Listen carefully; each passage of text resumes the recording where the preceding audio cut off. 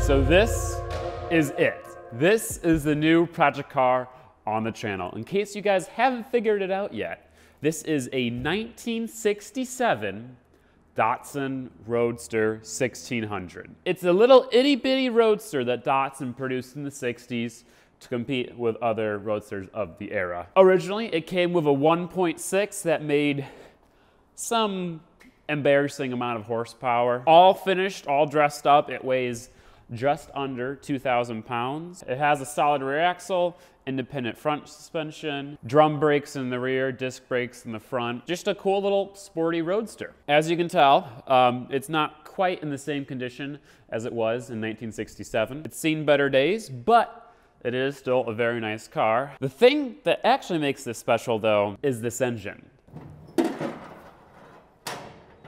If you recognize this engine, that's because you've seen it a lot before on this channel. Well, kind of. This 1967 Datsun Roadster has a 1.8 liter out of an NB Miata. This is a Miata swapped Datsun. The previous owner of this Datsun purchased this Datsun like this with this Miata motor in it. He said his friend who has a modification shop put this Miata motor in. He purchased the Datsun to actually remove the motor and put an SR20 in it, which, you know, makes more sense. Nissan engine, Nissan/Datsun chassis. But then he never did it. He got lazy and the Datsun sit like this with this engine in there in his garage for a year straight, and then he sold it to me. Well, actually, no, he didn't sell it to me. He sold it to my dad. Honestly, there's so much to talk about. I don't really know where to start, so I'm just gonna start talking. The previous owner said that this motor ran at one point, but that it doesn't currently run. Everything you see back here, all of these parts, there's a lot of them, were all inside the car. So when we looked at this thing, we couldn't see anything inside of it. We literally could only see the body and the underside. When I got it home yesterday and I started cleaning it out, I just happened to find this ignition switch with a key in it.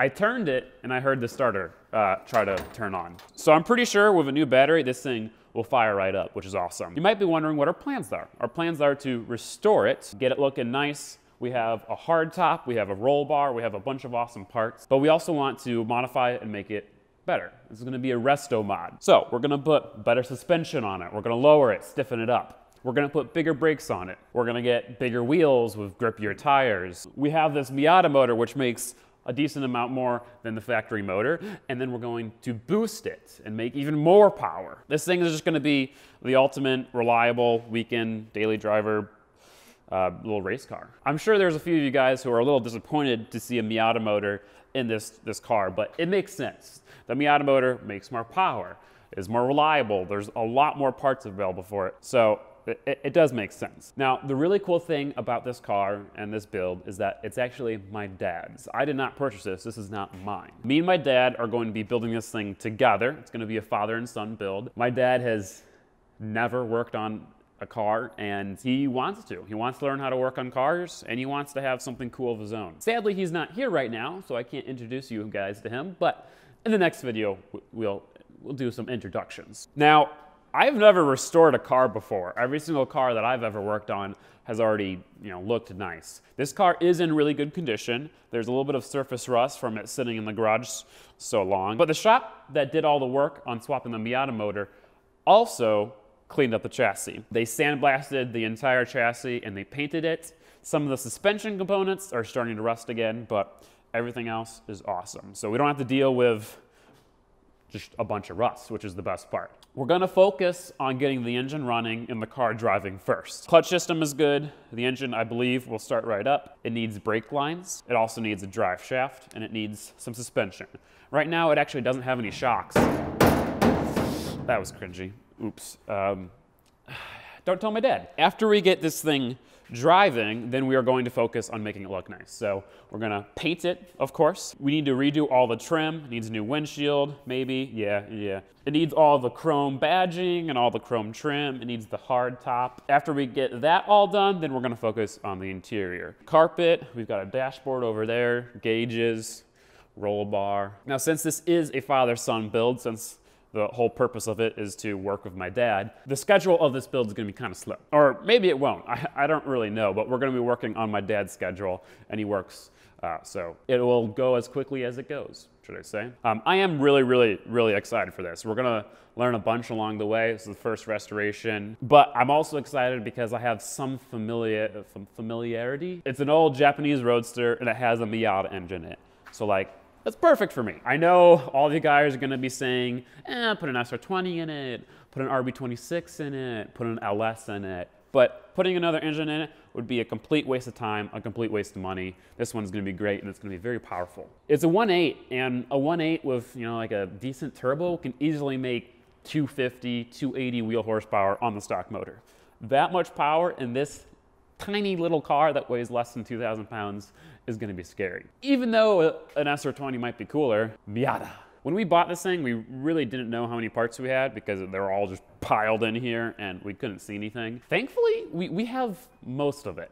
We have a hard top, which is in pretty good condition. We have a soft top, which is in terrible condition, but the rails are there. We have front bumper, rear bumper, dashboard, seats, all of the gauges, all of the lights, all of the chrome trim, which is very awesome. Out of all the years of a Datsun Roadster, I believe it was like 1960 to 1977 something, there were only 50,000 of these bad boys produced across the entire world. So the fact that we have one, and one that's in such a good condition, is awesome. Now, I went ahead and asked my patrons on Patreon if they had any questions, so I want to answer some questions about this. Insanity Skulls asked, are you going to build your own turbo kit this time or adapt another one that's like bolt-on? When we do go to turbo this thing, it'll have to be custom. There's not much room up there. Rusty MR2 asks, what is the purpose of this build? As I said, this is gonna be my dad's car, so it's really just gonna be a weekend cruiser. Hopefully I can get him to do some autocross events in it, but it's not gonna be purpose-built for anything. Crazy, like looking in here, just everything was so simple. Like there's 4 bolts holding the steering column in, there's 2 bolts holding the heater. Like everything is just very simple. It's crazy how even the Miata, which is, you know, still 29 years old, it looks so much more advanced. It is so much more advanced than this thing. It's also crazy that a completely steel car weighs less than 2,000 pounds. This thing is about as long as a Miata, but it is significantly skinnier. There's less girth. I'm assuming you guys would want to see some things close up, so I'm gonna take you on a little walk around. Despite this being such a small car, there is a lot of legroom. If you have a seat all the way back, you know, a very tall person can fit in it. Now, the 1967 Roadster was the last year of the short window, so people like these ones more because the short window looks better, but for taller people, the short window might not be great. My dad is pretty tall, so hopefully he'll fit. Worst case scenario, we can either cut up the floor, lower it a little bit, but hopefully with just some good seats, you can fit. The steering wheel is rad, Miata transmission. Like I said, I think the wiring is working. I think it's ready to start. Whoever did all the work marked everything though. So like here we have right hand mirror, we have a tachometer, which that's pretty cool. ABS, charge lights, oil, pressure switch. The other cool thing is that since it is a Miata engine, trans, and wiring, I can just go on the internet and find a wiring diagram. It's a very common motor to wire and work with, so another benefit of using the Miata motor. Oh, this thing has OBD too. I forgot about that. The Miata motor is in here. As you can tell, it has pretty much everything. All of the wiring in here is done. All of the wiring in here is also labeled.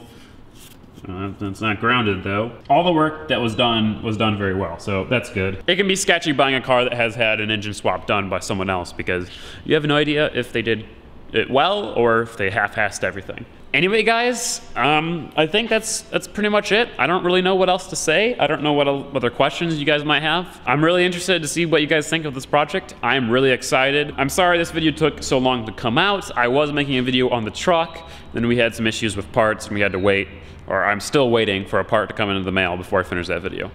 So this actually worked out well in terms of timing. We bought this car about 3 weeks ago, but he didn't have a title for it, so we waited and then he got the title and we went to pick it up. So it's been in the making for a little bit. But guys, thank you so much for watching. If you did enjoy, please make sure to give it a like. If you're excited for this build, give it a like. Subscribe if you haven't subscribed, because we're gonna be making a bunch of videos on this thing. The next video that we make on this thing is gonna be starting it. So hopefully that goes well. Peace out, goodbye, and have a great day, evening, morning thing.